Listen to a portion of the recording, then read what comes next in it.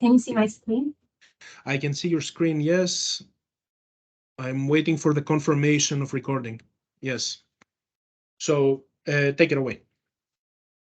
Okay. Good morning or good afternoon, everyone. As Dimitri announced before, I'm going to be talking to you about activated carbon amendment and how those can stimulate biodegradation of hydrophobic contaminants in sediment. The work that I'm presenting today was partially found by Texas Tech University, my alma mater, where I earned my PhD. And I'm very happy to get the chance to present it, to talk about it again with you today. So, yes, an overview of this presentation, what are we gonna touch base on? First, I'm gonna discuss what are remediation approaches for pH contaminated sediment, focusing particularly on coupling and enhanced natural recovery. Then we're gonna focus on the importance of biological processes and why they could be beneficial for sediment remediation.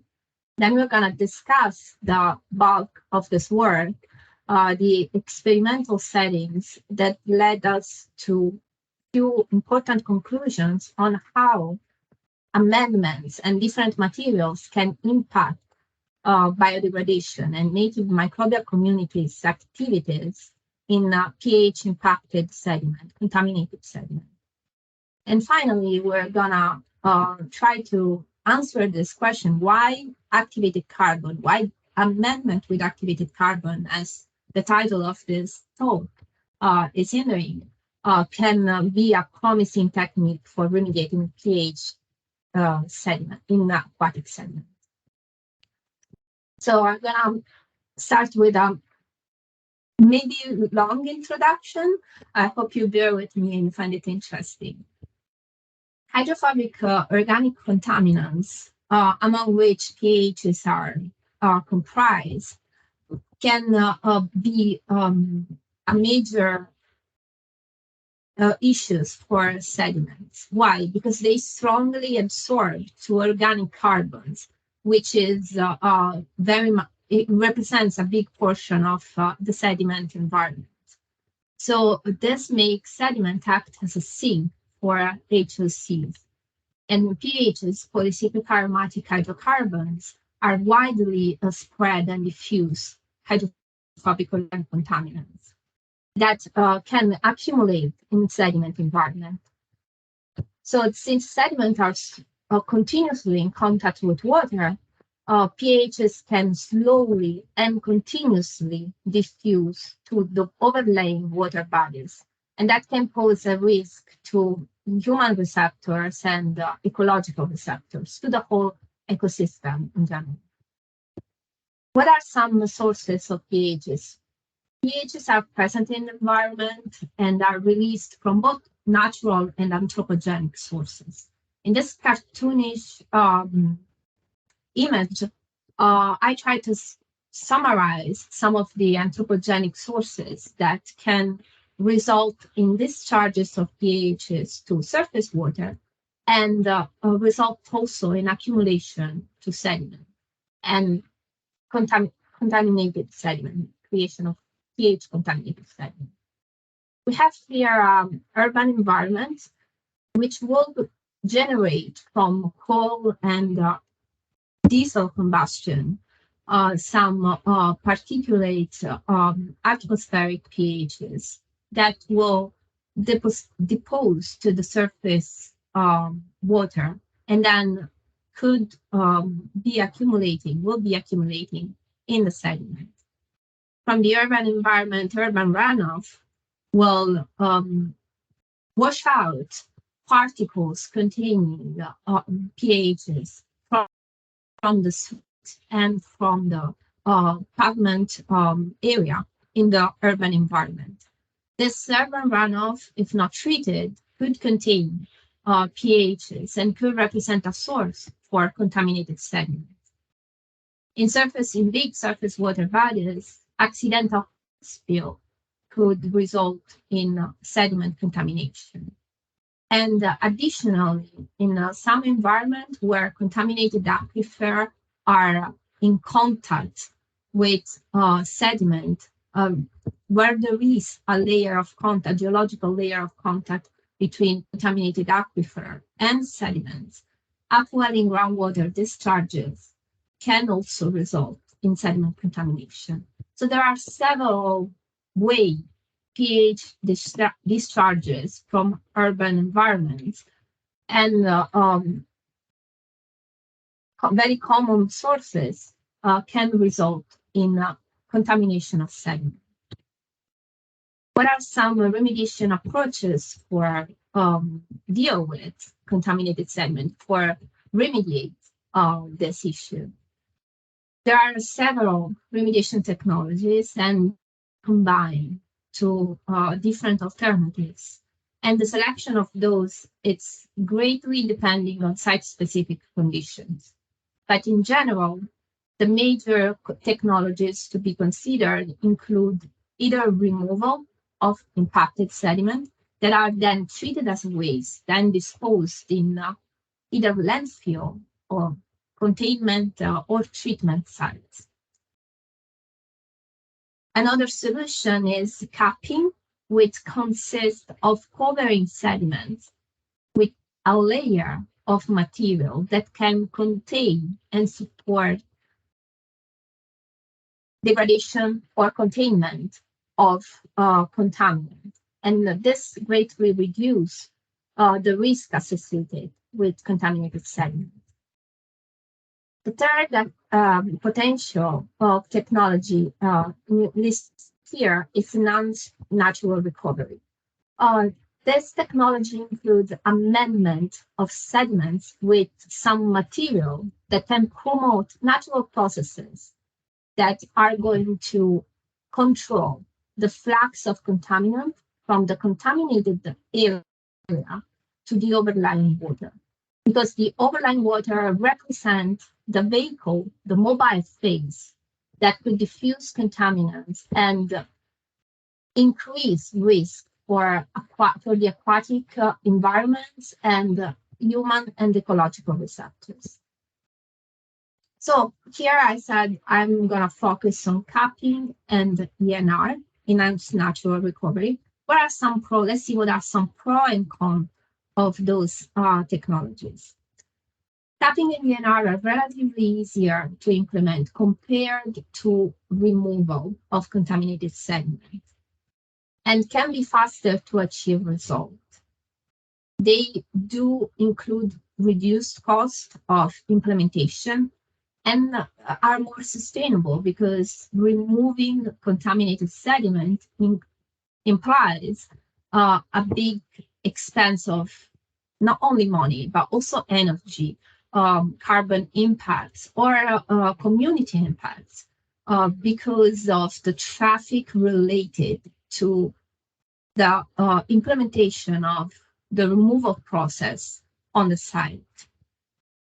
So in addition to those aspects, also there is to be considered that operational maintenance and monitoring will need to be implemented with capping and ENR because those technologies implies leaving the contaminated sediment in place and supporting natural recovery or supporting biodegradation and containment of the contaminated sediment.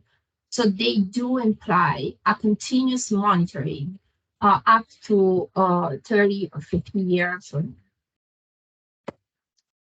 What does capping or ENR amendment look like?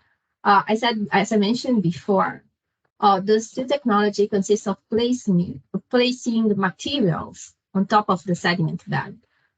What is the difference between the two? While a capping is an engineered construction, ENR it's more free-form amendment, and sometimes it consists of a very thin layer of material that can or cannot be mixed with sediment. On the other side, capping is a very systematic construction and consists of several layers of materials placed on top of the sediment. So there are some considerations related to the use of the site, the land use and the water use. And if the reduction of water depth resulting from placing of a capping or ENR can be sustainable for future uses. The materials that are used for this technology and that will be discussed in this presentation are various, but the one discussed here will be activated carbon, organic clay, and sand. Activated carbon has high absorption capacity, and I will discuss of it later. And it's often used in PAH contaminated sediment sites. Organic clay also has a high absorption capacity for organic hydrophobic contaminants and also for ionic compounds, because the surface of the organic clay materials can be customized with a functional group that can interact with the ionic compounds. Sand, on the other side, is an inert material, but it's very widely used to cover contaminated sediment and build a barrier layer that will, with depth and mass, avoid dispersion of contaminants. Sand is very widely used because it's cheap and reliable from literature, but it's not recommended where high contaminant levels are present in the environment, because it does not have any absorption, so active reduction of mobile phase contaminant capacity. As I said before, I will spend few more words on activated carbon. Activated carbon has a very ample surface area with micromesospores, and we will discuss this, why this is important for biological processes. And is commonly used for absorption-mediated processes for water and air depletion. And it's nowadays being used as in situ remedy over the country at different pH contaminated sediment sites. What happened when activated carbon is amended to sediment, since we have some experience on it?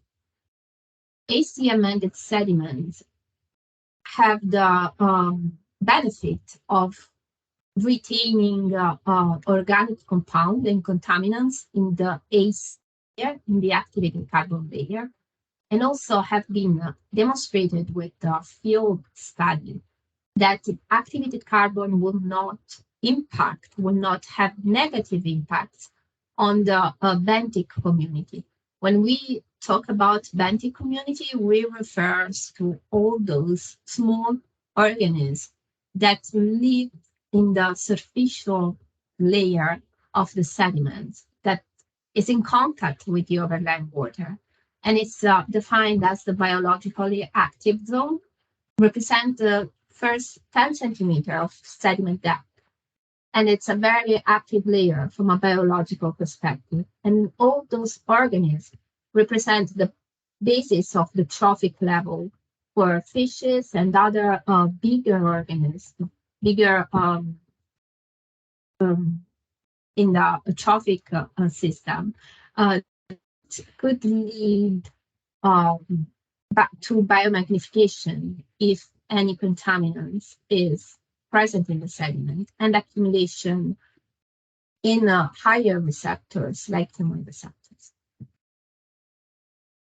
How does microbial community, so biodegradation, fit into this pattern, into this picture?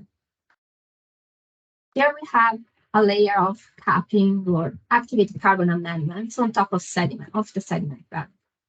Through this layer, different terminal electrons acceptors will be present, meaning that the layer in contact with water will contain some oxygen. And then the redox potential is going to decrease up into, and the major terminal electron acceptor will change. We're going to have an area with nitrogen, most abundant, iron, and sulfate. Microbes are present in the sediment environment, and they use those terminal electron acceptors and organic matter to to grow and to produce catabolites. So microbial growth is catalyzed by the presence of organic matter and the terminal electron acceptors in the relative layer. From the sediment, microbial community can colonize the capping or the material amended to the sediment. And at that point, they're going to keep growing by using the available electron acceptors and any electron donors as organic matter or hydrophobic organic contaminants, such as PAHs. And this system of biodegradation can be important in remedial design and in the remedial processes. Why?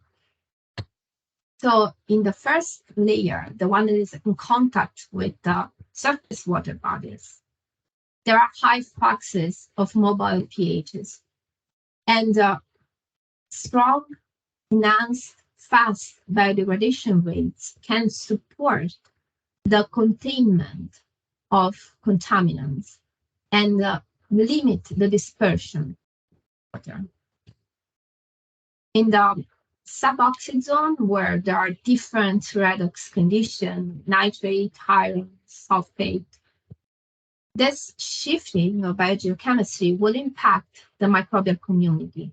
And as a result, having an amendment that can support biodegradation rates can also support the remediation and containment of contaminants within the sediment so that the water bodies are not exposed. The last layer, the anoxic layer, is characterized by limited biodegradation because the thermodynamics of the terminal electron acceptors present are not very favorable. And that will result in very limited biodegradation rates. And at this point, in this layer, in this environment, and that can absorb organic contaminants and control the flux of contaminants that can be biodegraded by microbes can be very supportive and important for containment of contaminated sediment. Overall, biodegradation represents an important risk reduction approach because in every layer can support a limited flux of contaminant to the overlay water bodies. And this is kind of the aim of the studies that I'm going to present here. I'm going to present two studies, one focusing on the oxic layer and one focusing on the anoxic layer. And we'll start with the oxic one and the objectives, obviously. Oxic and anoxic system can be amended with tools used in layer capping and ENR. And the objectives of this study are to monitor biodegradation, investigate shifts in microbial community composition, and assess any potential mechanisms that promote biodegradation in those conditions, oxic and anoxic systems. The experimental setup is consisting of bench scale experiments, microcosm of about 30-40 ml volume that were prepared with PAH contaminated sediments collected at a former MGP site. And those sediments were amended with different materials, including activated carbon, clay, sand, all the materials mentioned before. And incubated up to 340 days to monitor biodegradation. So to test aqueous concentration of naphthalene, a very mobile model pH, production of radio-labeled catabolites when amended with radio-labeled naphthalene, microbial community shifts, and concentration of biomarker genes. All this to assess any increase of bioremediation and to investigate how different amendments can result in higher biodegradation rates and what's the mechanism behind that. So, oxide zone experiment, we start. The major hypothesis here was that biofilm growth and cell surface interaction at the in the oxic layer would promote biodegradation when activated carbon is amended. So the experimental system consisted of microcosm containing PAH contaminated sediment and amended with different capping material. Those were monitored for naphthalene biodegradation, biomarker abundance, and biofilm growth. I'm going to jump here right to the results. And first, we're going to look at biodegradation with sand, the inert material, or not amended. So the first plot is a time course of concentration in water and how they decrease over time in active and how they do not decrease over time in sterile system that were used as a control. You can see that there is no difference between sand, inert material, and the media-free microcosm, which were systems with no amendments. Same thing for abundance of biomarker genes. Actually, the media-free systems have a higher average abundance, although the standard deviation was very high. What does this mean? That overall amendment with sand does not really increase abundance of gene related to biodegradation compared to not amended system. And it doesn't have a strong impact of biodegradation rates. When we look at the biodegradation with powder activated carbon and clay amendment, it's noticeable that in PAC system, the degradation occurs, it's very early in the time course, about 5 days here, while it was about 6 days in the previous slide. While with clay amendments, the result is quite different and not as productive. Same thing for biomarker gene abundances. With PAC system, we have activated carbon system, we have higher concentrations at the end of the observation period. Highest even compared to media-free and sand system, because they were at 44. So what does this tell us? That PAC, powder activated carbon, can promote early biodegradation and significantly increase abundance of the gene related to biodegradation. So this means that in some way, activated carbon is enriching microbes that can biodegrade naphthalene compared to the other systems that are investigated in this study. When we look at biodegradation rates, we see that observed kinetics in activated carbon system are higher than the one observed in clay and sand and control system.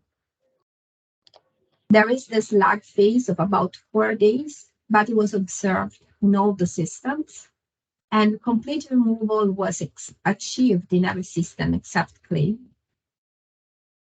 And the naphthalene-free system did not enrich biomarker. Those are not shown in this image. But overall, the rate constant were higher in PAC system. When we look at the enriched communities, try to understand if really activated carbon is more biodegrader. We notice that in this plot on the left, on the right, the activated carbon systems, which are shown in red, have enriched two very different communities when we look at the amended or not amended system. The A here stands for amended with naphthalene and active sediment, so not sterile system, while the N stands for not amended with naphthalene and active sediments. So it's comparison to control. And in that case, activated carbon is the material that compared to sand or clay is enriching the most diverse, the most different compared to the not amended control, meaning that the presence of the material is really impacting communities when naphthalene is present and the sediments are active, and compared other materials, because it's definitely clustering separate from other materials.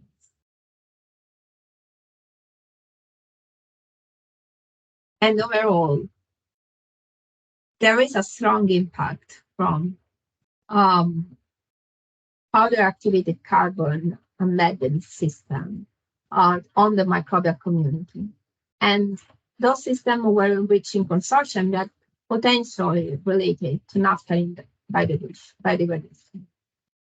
The last piece of information that we collected with the study was evidence of biofilm formation. I'm going to show you a time course of images collected after 4, 7, and 11 days in activated carbon amended and clay amended system. The controls here are not containing naphthalene or enriched sediment, active sediment. You can see the difference even after 4 days for unactivated carbon. But on clay system, there is no really growth on the material. After 6 days, we start observing some growth here on the clay systems, but unactivated carbon particles, the growth, microbial growth on the material surface is much more abundant and visible. After 11 days, there is definitely more growth on the clay system, but it's overwhelming the abundance of microbial growth on activated carbon system. As well, control system do not show any growth. So summarizing this information, amendment with powder activated carbon in this experiment showed very early biofilm formation since the 4th days, which I want to remember you is the one when naphthalene biodegradation started occurring, and a significantly increased abundance of microbes at the end of the observation period compared to the clay systems. Key findings of the study show fastest naphthalene decay in PAC activated carbon system, high biomarker gene concentration, and early attached growth. As a summary, we can conclude that amendment with PAC supported in the system pH degradation by inducing this early biofilm growth and improving the microbial community and the biodegradation potential since the biomarker gene abundance increased. And as a summary still, we can leave with the key message that in the oxide zone, this system showed improved biodegradation and microbial community when activated carbon was present. But what happens though when there is no oxygen and microbes are more keen to growth, and thermodynamics are not favorable. So this is investigated in our Anoxic experiments. In this case, the hypothesis was still that activated carbon can enhance biodegradation rate and improve composition of the microbial community. Two experimental systems were created to investigate and check this hypothesis. One is stable isotope microcosm. So the microcosm were amended with naphthalene and active sediment, but the naphthalene amended and studied was at stable isotope labeled compound. Another microcosm contained a radio-labeled naphthalene compound. Why radio-labeled? So that we could monitor mineralization of naphthalene through production of radio-labeled carbon dioxide. So in the stable isotope microcosm, naphthalene biodegradation, so decay of aqueous concentrations was monitored and quantified over time. Also, metagenomic analysis were performed to understand how the microbial community composition will change with time and amendment. But in the radio-labeled microcosm, the mineralization was monitored. So the breakdown of the naphthalene compound in carbon dioxide, that since naphthalene was radio-labeled, will contain radio-labeled carbon atoms. What did we observe? The system were monitored for almost 500 days. After the first 160 days, we start observing decay of aqueous concentration, meaning that naphthalene, the model pH we use, was decreasing in water phase. At the same time, at about 160 days, we start observing a real increase of headspace radioactivity, meaning that naphthalene, the only radio-labeled compound present in the microcosm, was broken down to carbon dioxide, and we were able to detect that in our systems. After this first spike in decrease of naphthalene and biodegradation activity, there was a kind of a stable asymptotic phase, which is reflected by the radioactivity detected in the headspace. There is still a small increase, but it's noticeable that the biodegradation rates are stable, and they may have reached their peak after 200 days of incubation. Overall, the message that this datum is providing to us is that amendment with PAC were correlating with naphthalene decay and mineralization, so breaking down process of naphthalene. When we look at the microbial community, and I synthesized that with this correlation analysis plot, the tree system analyzed containing PAC, sand, and no amendment at all, we're clustering in very different, very separately. So we have the orange PAC here, and the sand and the media-free system over here. When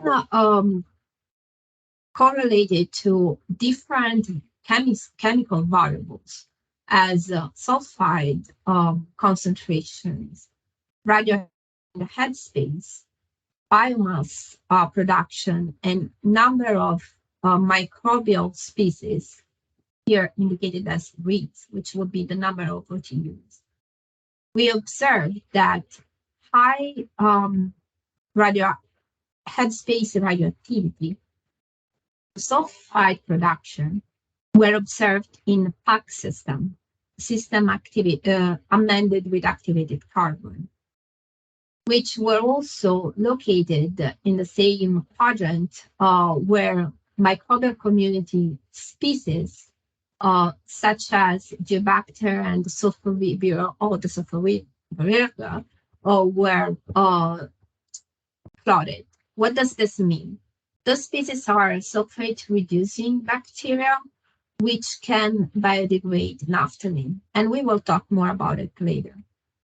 Overall, this datum, or this summary of data, is showing us that PAC amendment correlate with not only with pH mineralization, so headspace radioactivity, but also with enrichment of sulfate-reducing bacteria.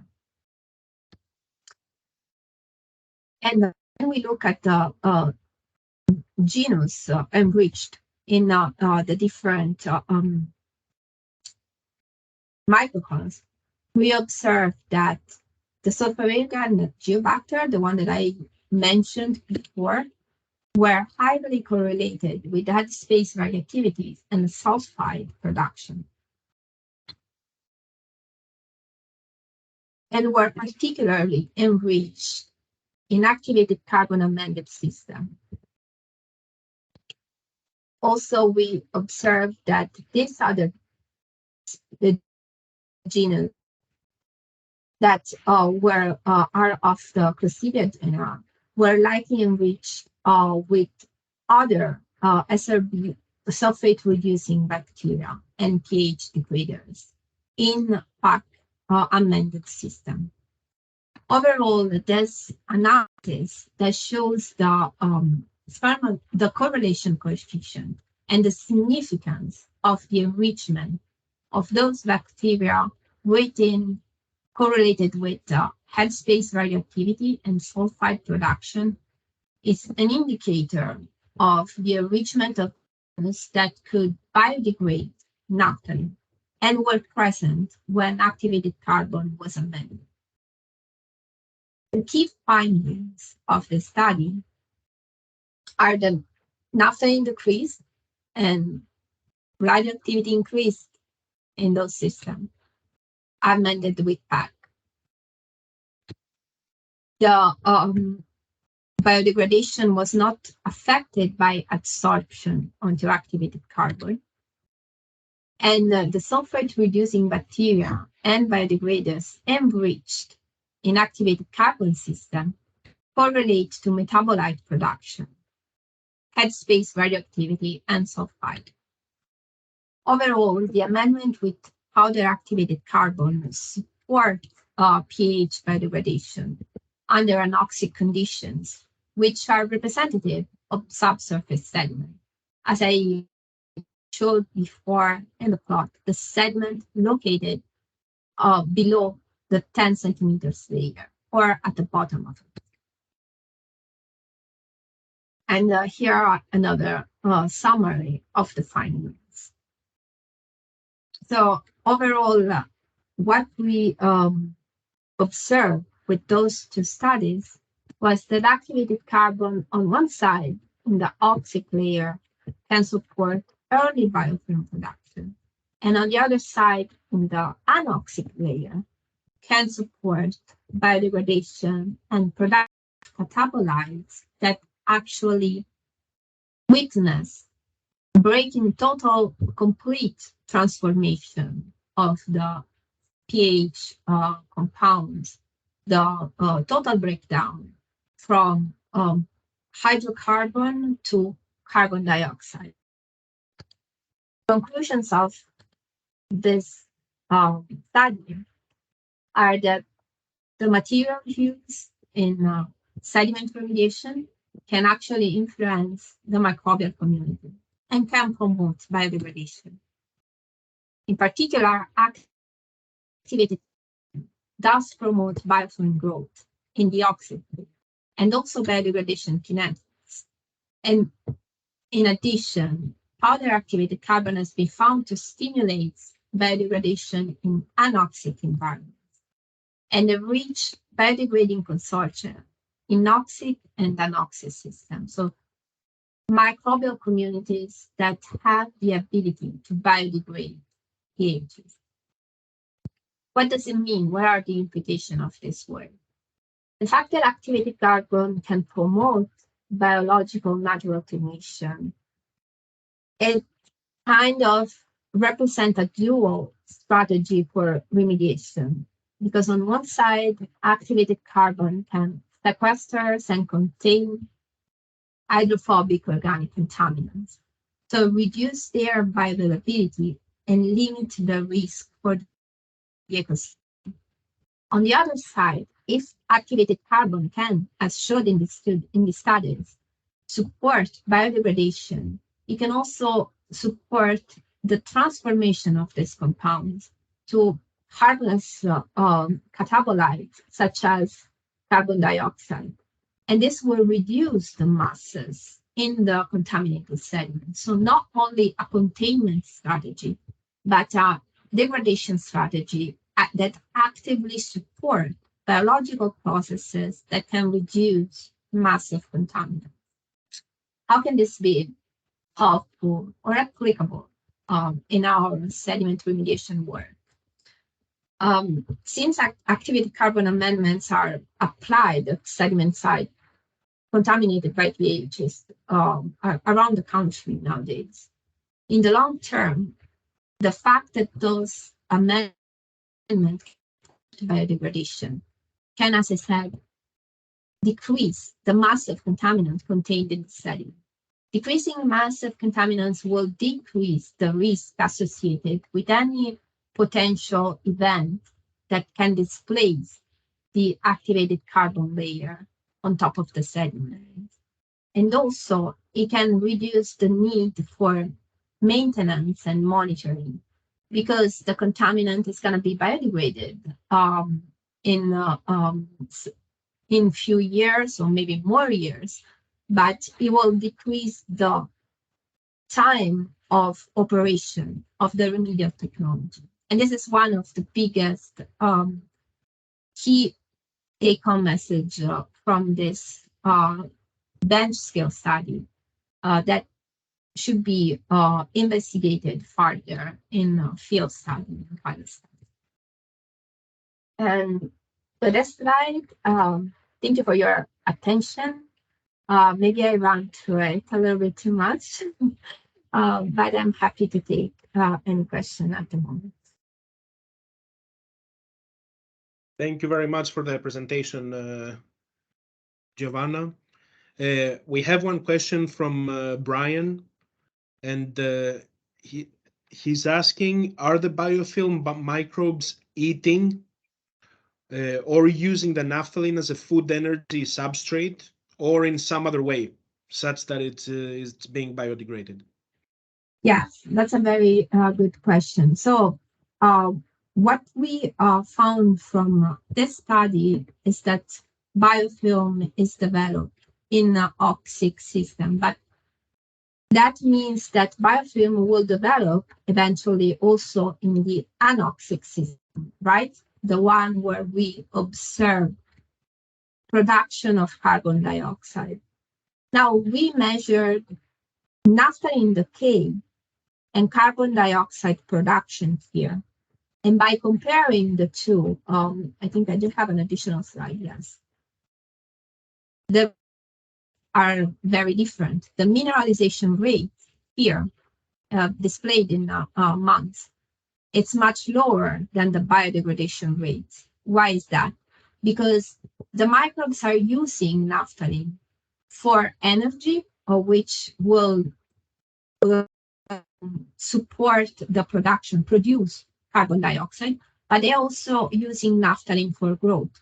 So the carbons contained in the naphthalene molecules, in the PAH molecules or hydrophobic organic contaminants molecules, they're going to be used partially for production of new cells or new cell materials, and so embedded in the microbial cell and the new microbial cells that are produced, and partially for energy advantages. And so they're going to be mineralized and completely transformed in a carbon dioxide compound. So through the reduction of oxygen and oxidation of naphthalene. And there is a relationship between this growth and catabolism mechanism that establish how the organic carbon source will be used by the microbial cells. And this relationship is very much affected by the conditions and the levels the microbial cells is reproducing into. Excellent. I hope this answered the question. Yes, thank you very much, Giovanna. Stephen, if you can give me 1 sec, we have one more typed question to go through from Deirdre. How much percent of activated carbon was applied to the sand in this experiment? So we two different masses where you in those two different experiments, different masses of activated carbon were amended. So in this case, in the Anoxic experiment, 5 milligrams of activated carbon were amended, and in the Anoxic experiment, 7 milligrams were amended. And I can calculate and provide you the percentages there. Mm-hmm. It was not one of the datum that we used in the discussion, but those are the quantities that were amended to the two experiments. The masses. Okay. Yes. Stephen? This is a very practical question. Your first showing of the Niger Delta, how do you handle the hydrodynamics of the site?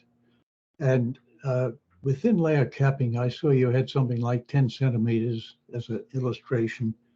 But I'm thinking about wave disturbance. I'm thinking about movement of the sediments generally. I'm thinking of biotubation in the whole game. And I'm thinking about grain size distribution and what would be there. So it's really a design type issue. So what grain sizes are effective?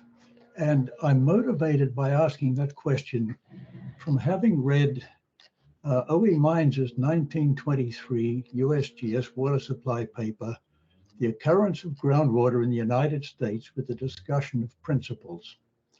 And he has a wonderful discussion on page 21 about the specific surface of different materials and how this really influences so much of the reaction. So it's a very, very practical thing.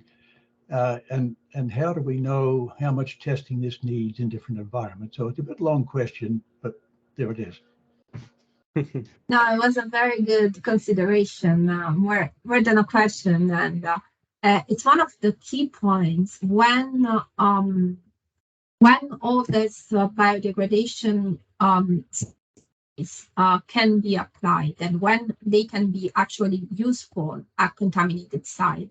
And you hit a great point when you mentioned grain sizes and hydrodynamics of the sediment within the sediment and the capping layers, because the first question when looking at the sediment for capping purposes is, what is the retention time? What is the time the contaminant is going to actually reside into that sediment or capping layer?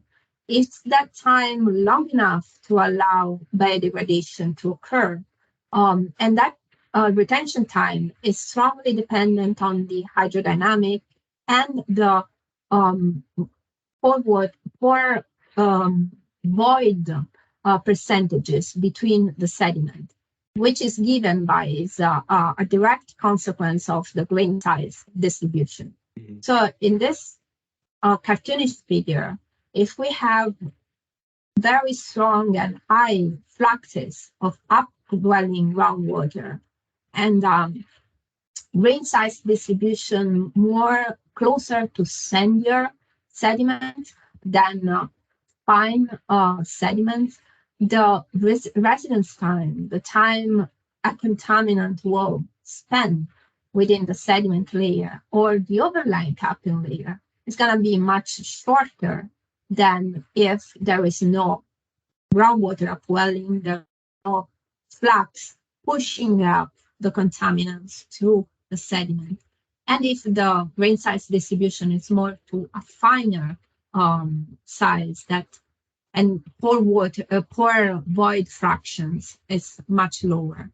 So that is one of the first consideration that needs to be made if there is time for biodegradation, if the system allows that to occur, or if the advective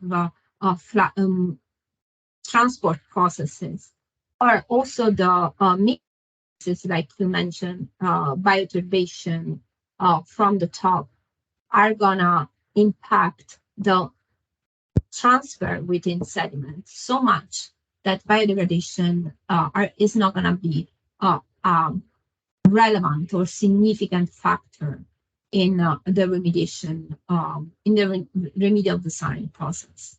That is one of the first considerations that needs to be made. Thank you for an excellent presentation. Thank you. It's a very site-specific consideration, and it can be the question can be answered only studying the site and assessing all those parameters that needs to be evaluated. Exactly. There is one more question fresh off the press by Brian again. Is there a plan to apply to Duami sediments either in situ or in the containment areas, in the cribs? To apply activated carbon? I assume capping, Brian. Yeah, I mean, it sounds very successful. I'm just wondering if it's being considered actively, or if there's already a plan to use it in Duwamish cleanup. So from what I know, the lower Duwamish, what the LDW site is at a remedial design stage, but at the early remedial design stages. And from the feasibility study, there are some areas that have been recommended for capping or amendment. There are some other areas that are recommended for removal of sediments, so dredging, and then following amendment. But during the remedial design stage, there are other samples that are collected, there are other investigations that are performed, and all those data are then used to actually determine which one is the applicable remedy and how to implement it. At the moment, I'm not aware of any definite plan for remediation. There are some very strong recommendation from the feasibility study, which is available on the EPA Lower Duwamish site, and I can put the link in the chat. But the 100% remedial design that will decide that has not been produced for any of the reaches of the LDW site. Finalized yet. It's very interesting to hear about these technologies and studies, being carried out in research institutions. And now we're talking about our backyard here in the Lower Duwamish, and if it's going to be, it's interesting how these things move from the lab to the field. Anybody else have any questions? We're almost at the top of the hour. Absolutely. So I was just curious if there's a difference between the efficiency of the process in freshwater versus saltwater, or if that was something that your team was able to look at. Thank you. That's a very good question. All the studies that were performed and I presented here were in freshwater sediment. The sediment were from a former MGP site, but it was a river, so freshwater, no salt water. I believe that the salt water will impact the microbial community composition, but it should not impact the I would be inclined to think that it will not impact the development of biodegradation consortia, because when you have this legacy contaminated site where contaminants have been present for decades, right? Like the Lower Duwamish or Portland Harbor, the sediment hosts a very rich microbial community, and year after year, microbes would be naturally selected to biodegrade the contaminants that they have there available. So I think it's very likely to find microbes able to biodegrade contaminants even in a saltwater sediment. But I'm not aware of that, and that was not investigated in the study. Thank you for asking.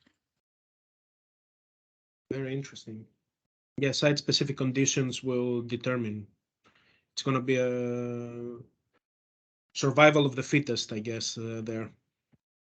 We're at the top of the hour, 1 minute past. Thank you, everybody, for taking part and attending our call for this month. Thank you very much, Dr. Pagnozzi, for your presentation.